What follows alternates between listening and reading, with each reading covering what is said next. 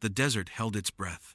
Even the wind, which usually prowled the dunes with restless hands, had grown still, as if it knew what lay buried beneath the crumbling ruins. Beneath the scorched stones of a forgotten outpost, a narrow slit in the earth waited, so small and unassuming that most eyes would have dismissed it as nothing more than a jagged crack caused by time. But one pair of eyes did not. Adrian Callum, barely 26, knelt before the opening.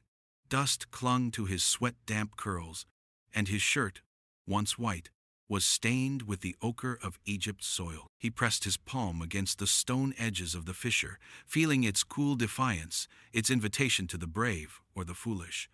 "They'll never believe me if I turn back now," he thought. Behind him, the desert yawned wide, empty, and indifferent. His colleagues had abandoned this line of excavation days ago, mocking him for chasing a shadow of a shadow. "Tombs aren't found by amateurs with books in their backpacks," they had laughed. But Adrian wasn't listening to them anymore. Something about the arrangement of the ruins, the way the walls leaned inward, the faint alignment with the stars whispered to him in a language older than reason. He slid his pack from his shoulders, tightening his lamp to his belt.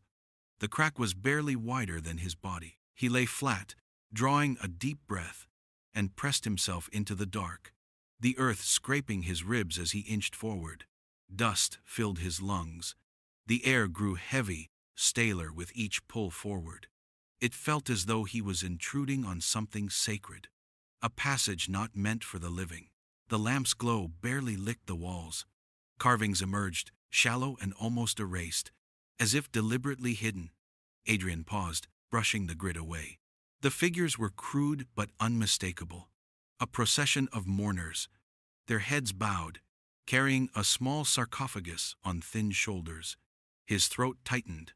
A child. For a moment, doubt slithered into his thoughts. What if this tunnel was sealed for a reason? What if those warnings the locals spoke of weren't just superstition? He had grown up with stories of cursed explorers, the kind his father used to read aloud at night when he was a boy in London, tales that always ended with tombs swallowing the arrogant whole. But Adrian's father had never lived long enough to see him pursue this path. That memory drove him forward now. He needed to prove himself, to show that a young, untested archaeologist could uncover what seasoned scholars had overlooked for centuries. The tunnel bent sharply, narrowing until his lamp flickered against stone that pressed close to his cheek. He wriggled sideways, his chest scraping, his breath shallow. The silence was oppressive. His heartbeat drummed in his ears, loud enough to awaken the dead, or so it felt. And then, abruptly, the space widened. He stumbled forward onto his knees, his lamp swinging wildly. A chamber stretched ahead, cloaked in darkness but undeniably vast. The air carried a taste ancient, metallic, tinged with decay. Adrian's hands trembled as he steadied the lamp. On the walls around him, painted figures glowed faintly under centuries of dust. A pharaoh bowing not to the gods, but to a smaller figure, child-sized, haloed in gold. His breath caught. A royal child? The thought pierced him with awe and dread in equal measure. Egyptian kings were immortalized in countless monuments, but children, princes, heirs, daughters of dynasties erased, were rarely given chambers like this. If untouched, this could be the most extraordinary discovery of the century. The realization slammed into him. The world would change if he was right. Textbooks rewritten, dynasties re-evaluated, his name carved alongside the greats. And yet, beneath the triumph, a chill threaded his spine. He had seen the warnings etched into the walls: falcons with slashed wings, serpents coiled around hieroglyphs of silence, symbols meant to deter. He knelt, brushing sand away from the stone beneath him. His lamp cast long shadows across the chamber's threshold. He felt the weight of the past pressing on him, watching him, judging him. If you're enjoying this story of justice and hidden strength, don't forget to subscribe to the channel to find out how a simple act of prejudice turned into the most valuable lesson of Adrian Callum's life. He swallowed hard, rising to his feet. The tunnel behind him was a throat of darkness. The chamber ahead beckoned with secrets that could shatter history.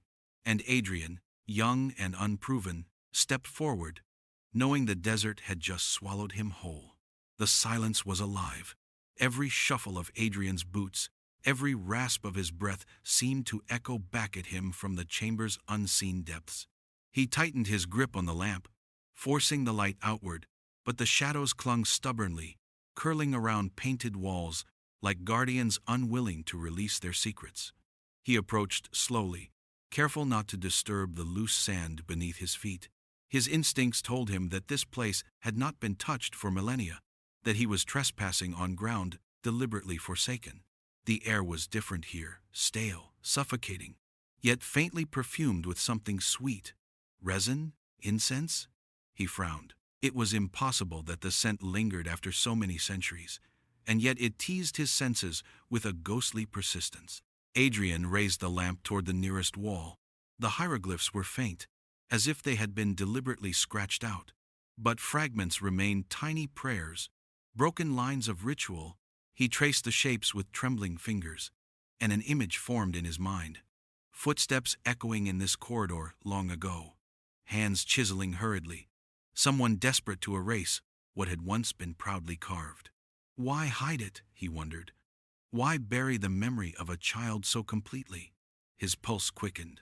Dust swirled at his feet as he moved farther along, the patterns in the sand betraying something odd. A disturbance, faint but distinct, like a trail of dragging fabric or footprints, half consumed by time. His lamp dipped lower, revealing grooves in the stone. They weren't random. Someone had walked here. Someone had come before him, though perhaps centuries earlier. Adrian's mind returned to the whispers he had overheard from locals in the nearby village, warnings that seasoned explorers had dismissed with contempt.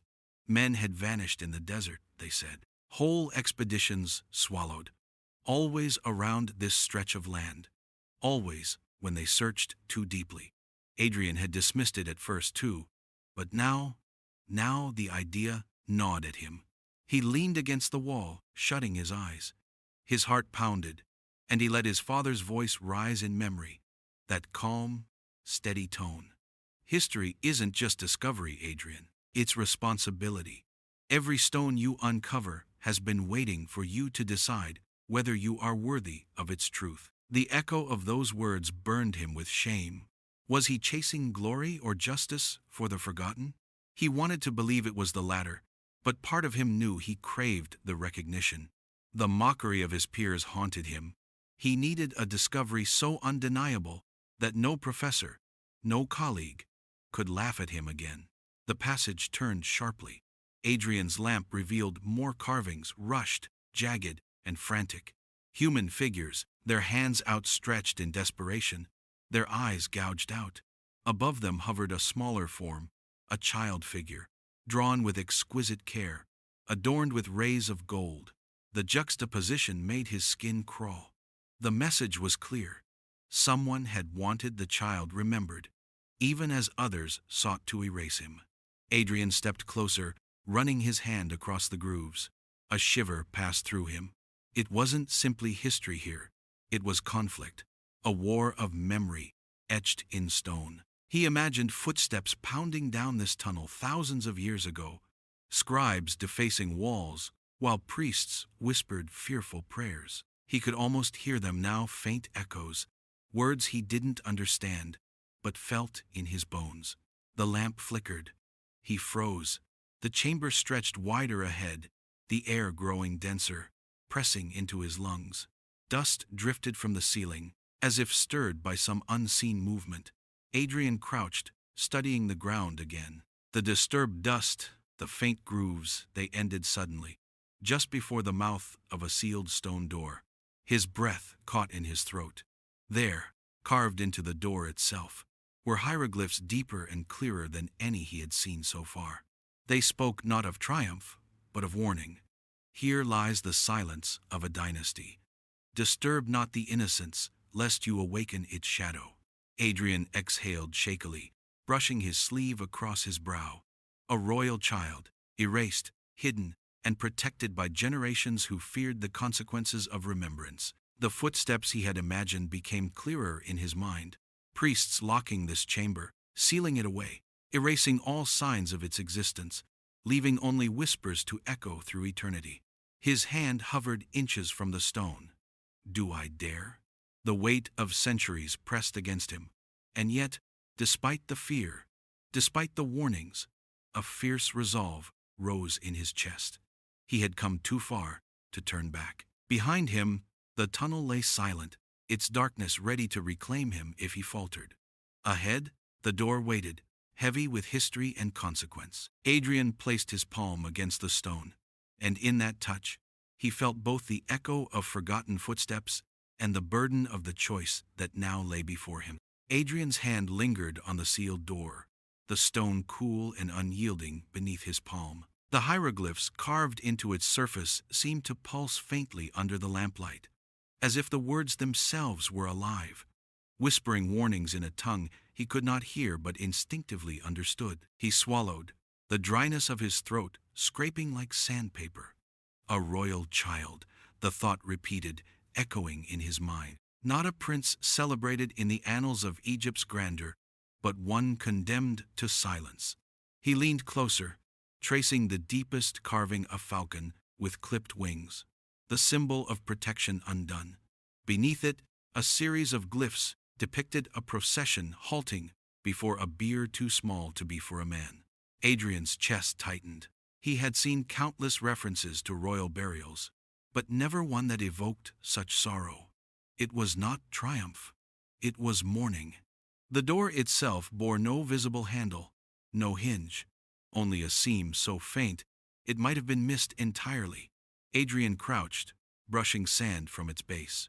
The floor sloped inward, forming a slight recess, an intentional design, perhaps to channel offerings or to keep intruders at bay. He pressed his ear against the stone, absurdly hoping to hear something within. Instead, he heard only the thunder of his own pulse. Still, the silence of the chamber felt heavy, almost listening back. Adrian sat back on his heels, his lamp wavering. He could still turn away. He could crawl back through the narrow tunnel and claim ignorance. No one would know what he had found. But the thought enraged him. After years of belittlement, of professors rolling their eyes at his questions, of colleagues mocking his childish fantasies, here was proof. A discovery so profound, it could reshape history's narrative. His mind flashed to his father again those long nights, in a cramped London flat, poring over battered books by candlelight, dreaming together of lost dynasties and forgotten rulers. His father's hand on his shoulder, his voice steady. "You will go farther than I ever could, Adrian." That memory burned through his hesitation. With trembling hands, he retrieved a small chisel from his pack. He ran it gently along the seam, listening to the faint scrape of metal on stone. Nothing moved. He tried again, pressing harder. A fleck of stone chipped away, releasing a faint, acrid scent, like air too long imprisoned. Adrian's chest constricted, but he leaned in further. His lamp revealed more of the inscriptions circling the doorway. They grew darker in tone, depictions of jackals tearing at bones, serpents coiling around broken thrones, warnings layered upon warnings. And yet, amidst the chaos, always the same central figure, a child haloed in radiance, lying peacefully as the world around him crumbled. Adrian exhaled slowly. What kind of child was this? The Egyptians did not lavish such imagery on the forgotten. To erase and yet to glorify this paradox unsettled him. Was the child feared or revered? Protected or cursed? The weight of the question pressed on him as heavily as the stone itself. His chisel struck again, and this time, the seam trembled faintly. Dust billowed, and Adrian coughed violently, the taste of age clogging his lungs. When he cleared his eyes, he saw at the outline of the seam more visible now, as though the door had shifted minutely. His chest hammered. The door was not impenetrable. It was waiting. He stepped back, panting, his lamp flickering dangerously. He set it down on the ground to steady his shaking hands. The chamber stretched around him, hushed, as if every figure painted on the walls leaned forward to watch. Adrian's internal voice wavered between exhilaration and dread. This could be the moment that defines me, or the mistake that destroys me. He pressed both palms against the stone and pushed. At first, it resisted, but then, with a groan that reverberated through the tunnel, the slab shifted inward by a fraction. A draft seeped out air trapped for centuries, cold, stale, and thick with a sweetness that clawed at his throat. He stumbled back, gasping, but his eyes remained fixed on the darkness beyond the gap. For a heartbeat, he thought he saw movement, a flicker, a shadow too quick to name. His rational mind rebelled, but his instincts screamed. The opening yawned wider, and the lamplight spilled across a narrow passage leading deeper into the earth. At the far end, the glow kissed another surface golden, glinting faintly, as though waiting for him. Adrian froze, breathless. The hieroglyphs on the threshold loomed above him, their warnings pressing harder than ever. But it was too late. He had crossed the point of return. The sealed door no longer guarded the child's eternal chamber. It had become an invitation. The golden glimmer at the end of the narrow passage burned itself into Adrian's eyes. He steadied his lamp, though his hand trembled so badly that the flame shook across the walls like a frightened heartbeat. The chamber beyond seemed to exhale, breathing stale air into his lungs, thick with the dust of centuries. Adrian stepped forward, each footfall sinking slightly into the sand. The carvings along the walls here were sharper, preserved as if protected by the sealed stone. Figures lined the corridor, priests with downcast eyes, soldiers bearing spears, women with hands raised in lament. And at the center of it all, the same image that had haunted every surface so far, a child. Small, robed, his features painted in radiant detail, while the world around him fell into ruin. Adrian's brow furrowed. This was not reverence for a child king. This was obsession. Whoever this child had been, he had occupied a place of terrible importance. He reached the end of the passage, where the golden gleam resolved into a single panel of gilded wood, resting against a doorway twice his height. Its surface was adorned with delicate hieroglyphs, their strokes unusually harsh, almost carved in anger. Adrian squinted, mouthing the words as he deciphered slowly. Son of the erased pharaoh, heir without name. The gods silenced his line. Adrian's stomach dropped. His training told him what this meant. Egyptian dynasties sometimes wiped rivals from existence, chiseling out names, burning records, condemning entire families to historical oblivion. But children? Rarely children. To condemn a child was to condemn innocence itself.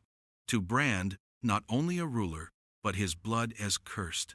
His mind flashed back to university lectures, the disdain in his professor's voice when Adrian suggested that gaps in dynastic records might hide lost heirs. Fairy tales, the man had sneered. Pharaohs wrote their history in stone, Adrian. Nothing is missing.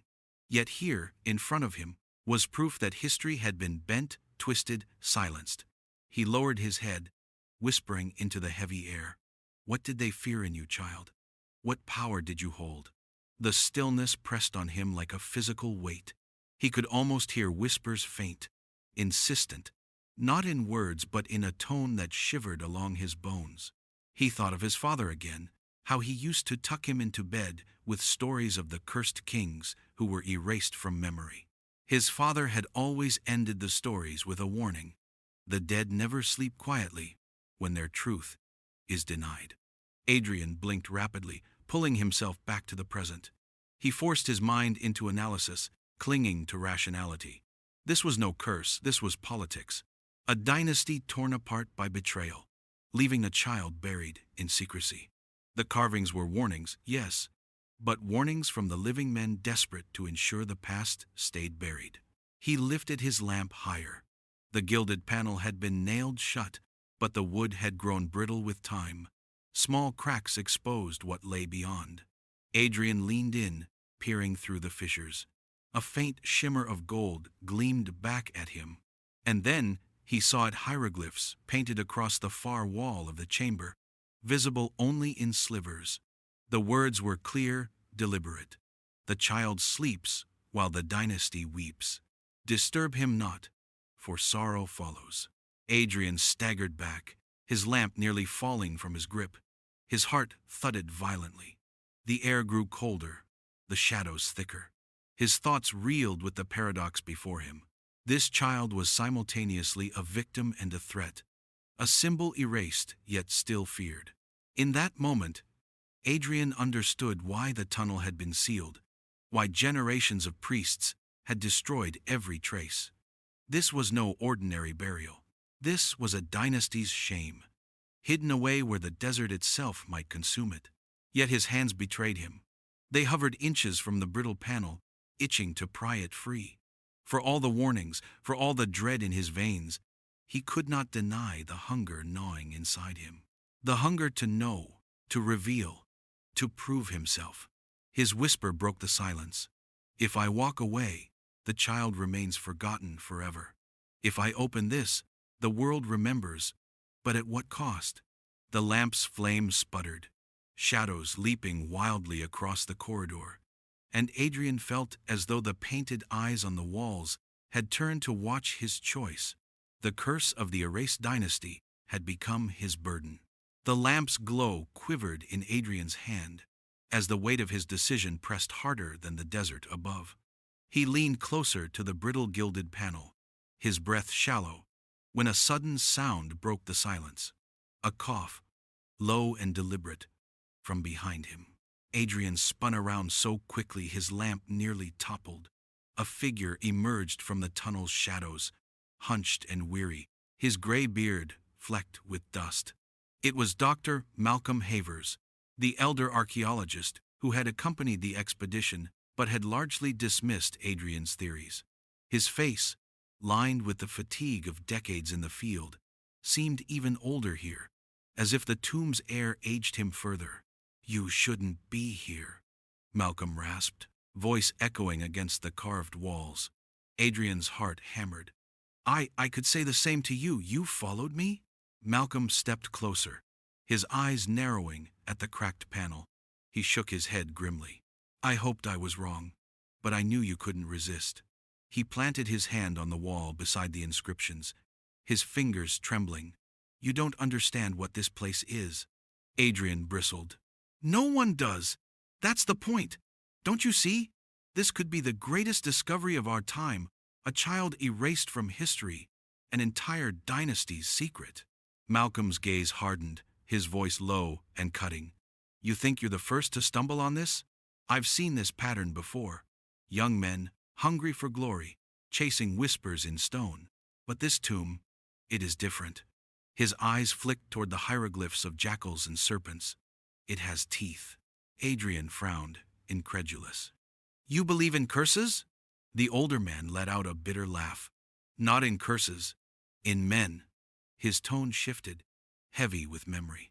"Do you know what happened to the 1,932 French team in Saqqara? They opened a sealed child's chamber. Within weeks, 4 were dead collapsed scaffolds, sudden fevers, 1 simply vanished in the sands. Official reports blamed accidents, but those of us who dug deeper knew the truth. They had pried into something meant to remain untouched." Adrian's stomach tightened. He wanted to dismiss it as superstition, coincidence, but Malcolm's eyes burned with sincerity. The man was not telling ghost stories, he was recalling scars. "You've seen this?" Adrian asked, voice barely above a whisper. Malcolm nodded slowly. "More times than I care to admit.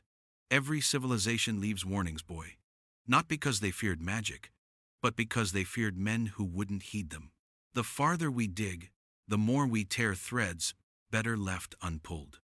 Adrian's chest constricted. A war raged inside him. The rational archaeologist who sought truth at any cost, and the son who still heard his father's voice urging him toward greatness. He clenched his fists. So what then? Leave him here forever? Pretend he never lived? Malcolm stepped forward, lowering his voice. "Sometimes mercy is forgetting. Sometimes justice is silence." The words struck Adrian like a blow. Silence. To him, silence was failure. Failure to prove himself. Failure to rise above the sneers of his colleagues. Yet standing here, he saw the older man's trembling hands, the fear etched in every crease of his face. This wasn't cowardice. It was hard-earned wisdom. Adrian turned back to the panel, staring at the faint gleam of gold beyond its cracks. The air pressed thicker, suffocating, as though the chamber itself listened to their argument. He whispered, almost to himself, "But what if remembering him is the only justice left?" Malcolm's eyes softened. Pity mingled with sorrow. And what if remembering him unleashes everything his own people died to bury? For a long moment, the two men stood in silence, the gulf between ambition and caution stretching like the dark passage behind them. The carved eyes of mourners along the walls seemed to watch, frozen witnesses to the living debate. Finally, Malcolm placed a hand on Adrian's shoulder, his grip surprisingly firm. "I cannot stop you, but if you do this, understand the desert never gives without taking, and it always takes more than you think." Adrian's throat tightened. He felt the weight of choice settling into his bones, heavier than any stone door. His father's memory urged him forward. Malcolm's warning held him back. The gilded panel shimmered faintly under the lamplight, a silent invitation. And Adrian, torn between wisdom and hunger, knew the moment of reckoning had arrived. Adrian's chest rose and fell in ragged breaths. The older man's hand on his shoulder felt like a tether to sanity, but the pull of the panel before him was stronger, like gravity itself demanding obedience. He lifted the lamp higher, the flame trembling, illuminating the cracks in the gilded wood. The faint shimmer of gold beyond whispered promises no scholar could resist. "I'm sorry, Malcolm," Adrian muttered, voice tight with conviction and fear. "I can't walk away." Malcolm's hand dropped, his expression bleak. He did not argue further. Perhaps he knew that nothing could dissuade a man standing on the edge of history. Instead, he stepped back into the shadows, a witness awaiting inevitable consequence. Adrian pressed the chisel into the seam of the panel. The brittle wood splintered with a sharp crack, the sound unnaturally loud in the tomb's silence. He flinched but pressed harder, prying until a gap widened enough for him to wedge his fingers inside. His pulse hammered as he pulled. With a groan like a wounded animal, the panel shifted, then toppled outward, shattering on the sandy stone floor. The tomb beyond yawned open, exhaling a rush of stale air so dense that Adrian staggered back, choking. Resin and decay mingled in the draught, a perfume of death preserved too long. He lifted the lamp again, its glow cutting into the dark. And there it was, a chamber glittering with untouched treasures. Golden amulets and lapis beads lay scattered across low tables, their brilliance muted by dust, yet undeniable in majesty. Ivory figurines stood in solemn rows, their painted eyes gazing eternally forward. On the walls, vivid murals unfurled scenes of a royal child, hunting, feasting, playing with pet animals, his innocence captured in every brushstroke. Adrian's heart swelled. These were not the images of a forgotten victim. These were memories frozen in defiance of erasure. At the center of it all lay a sarcophagus, small enough to pierce his soul. Carved from alabaster, smooth as still water, it glowed pale under the lamplight. Gold inlays traced the outline of a boy's face, serene, his eyes closed as though in gentle sleep. The size alone made Adrian's breath catch. It was no larger than a child of 7 or 8. He stepped forward, legs weak, overwhelmed by awe. His hand hovered above the sarcophagus, not daring to touch. A royal child, untouched, unseen, waiting through the centuries. Behind him, Malcolm whispered hoarsely, "God, help us." Adrian ignored him, his gaze fixed on a cartouche at the base of the sarcophagus, its glyphs crudely chiseled away. But not completely. With trained eyes, he traced the remnants of a name. He knew enough to recognize its ghost.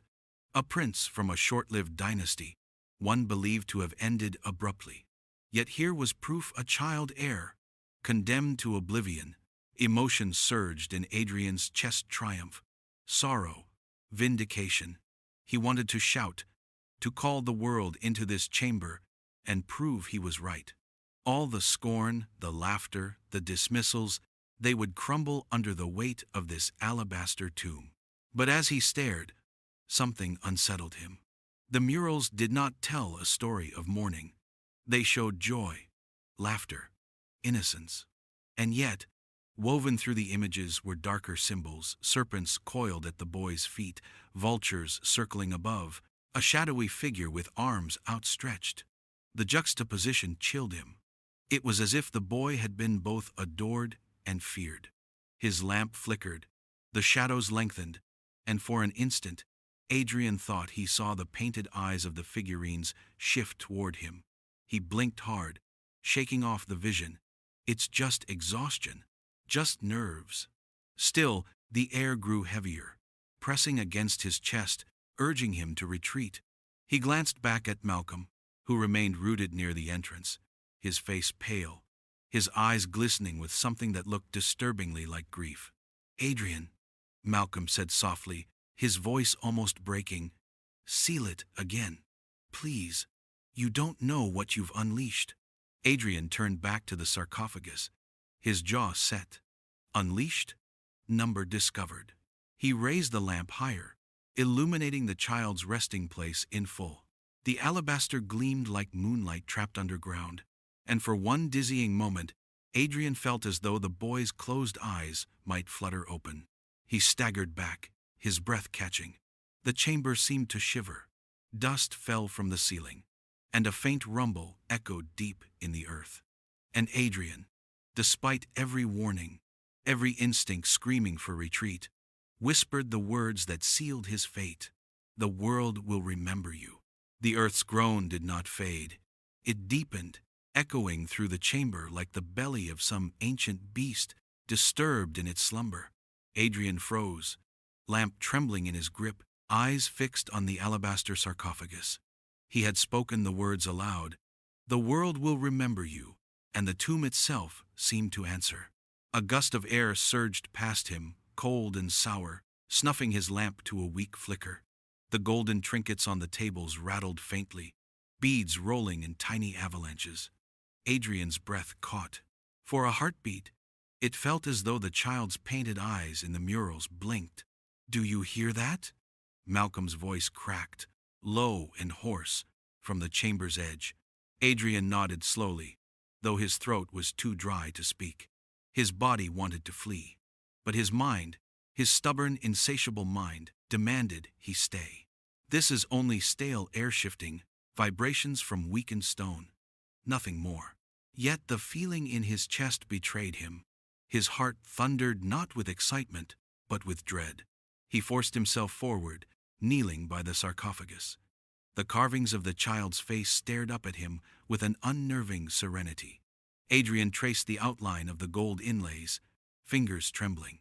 Beneath his touch, the stone was icy, far colder than the air around it. Malcolm's warning came again, sharper now. "Adrian, stop! The desert takes its due. I told you." But Adrian's thoughts were already spiraling inward. "If I leave now, this tomb will still be plundered by others. At least, if I record it, if I study it, I can preserve the truth."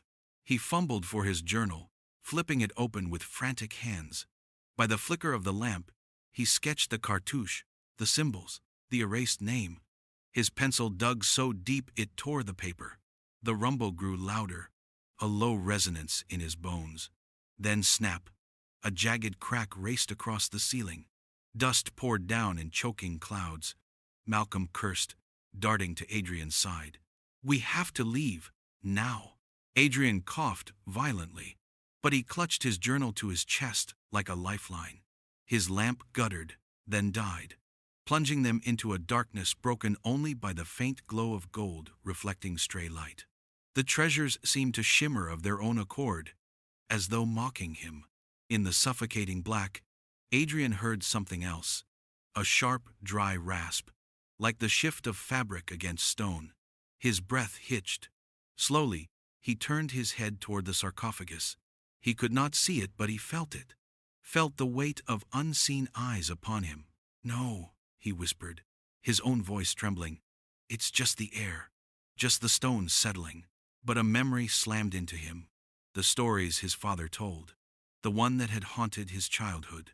The tale of the boy king erased by his enemies, condemned to sleep while curses guarded his rest. His father's voice whispered in his mind, "The dead never sleep quietly when their truth is denied." Adrian staggered to his feet, stumbling backward toward the entrance. His boot struck something, an ivory figurine toppled and cracked, its painted face splitting clean in two. The sound echoed like a scream. And then the chamber seemed to lurch. A stone slab fell from the ceiling and shattered against the floor, sending shards skittering into the shadows. Malcolm grabbed Adrian by the arm, yanking him toward the tunnel. But Adrian hesitated. His gaze clung to the sarcophagus, barely visible through the haze of dust. He thought he saw its lid tremble only a hair's breadth, but enough to freeze his blood. He whispered, half to Malcolm, half to himself, "He's not sleeping." Another crack split the ceiling, sand spilling like water. Malcolm's voice rose in fury and fear. "Do you want to die here? Move!" Adrian stumbled forward, coughing, his lungs burning. Yet his eyes refused to leave the tomb. His journal was clutched to his chest, the only proof he had of what he had seen. Behind him, the alabaster glimmered faintly in the dark, serene and patient, as though waiting for the world to learn the price of revelation.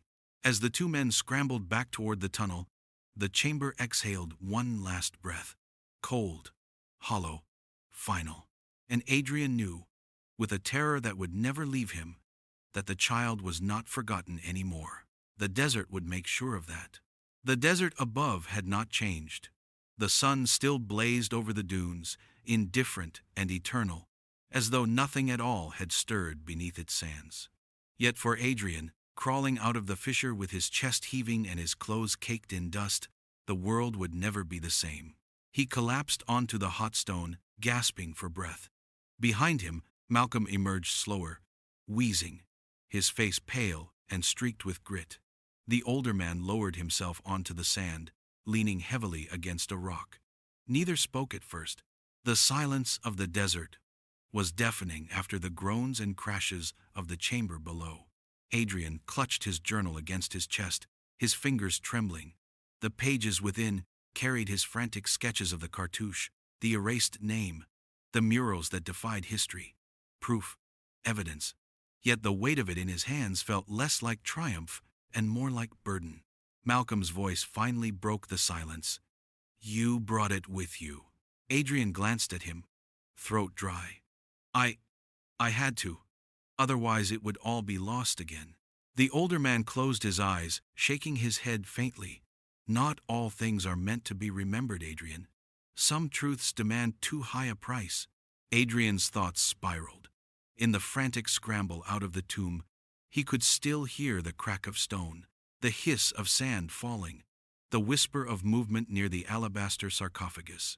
He remembered the sense no, the certainty that the child's rest had been disturbed. His rational mind screamed that it was imagination, but the weight in his chest told him otherwise. Days turned into weeks. News spread quickly once they returned to camp. Colleagues, once dismissive, now crowded Adrian's tent to glimpse his sketches. Academics back in Cairo demanded details. Journals buzzed with speculation. An erased dynasty? A hidden heir? The story leapt across continents. Adrian's name, once mocked, was now whispered with awe. But admiration brought vultures. Governments argued over rights to excavation. Rival scholars accused him of forgery. Treasure hunters prowled the desert, eager to find the tomb Adrian refused to reveal. Every night, Adrian lay awake with his journal under his pillow, his body weary but his mind trapped in the chamber's suffocating air. And always, he dreamed of the child, a boy with serene eyes, opening them slowly in the dark, staring directly at him. Sometimes the child smiled, sometimes he wept. Sometimes he spoke no words, only mouthed the same phrase again and again. You will remember me. Malcolm grew more withdrawn, warning Adrian to stay silent, to abandon the pursuit before worse followed. The desert gave you a chance to walk away alive, he said one night, his voice brittle. Don't spit on that, Mercy. But Adrian couldn't enemiss. The hunger still gnawed at him, the same hunger that had driven him into the tunnel. He told himself it was for justice for the forgotten child, the erased dynasty. But deep down, he knew it was also for himself, to prove that he had been right all along. Months later, when his paper was finally published, the academic world erupted. Some hailed him as a pioneer.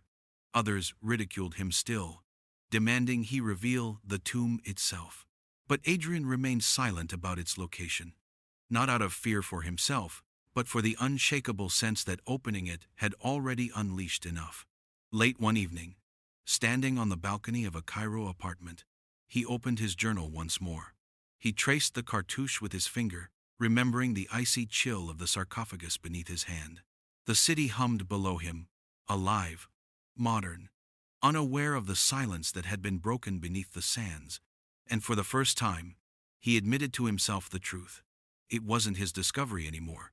It was the child's. The desert had chosen to reveal him, and the desert would ensure the memory never died again. Adrian closed the journal and whispered into the night air. The world remembers you now. The wind shifted, carrying with it a breath of cool desert air, as though the child himself had answered. Epilogue Moral. Greatness is not in tearing away every secret the past has buried, but in recognizing the cost of remembrance. Some silences exist for a reason, and true strength lies in honoring the balance between knowledge and respect. Adrian learned too late that discovery is never free. The desert takes what it is owed. If this story touched you, subscribe to the channel to discover more stories about how extraordinary people turn humiliation into triumph.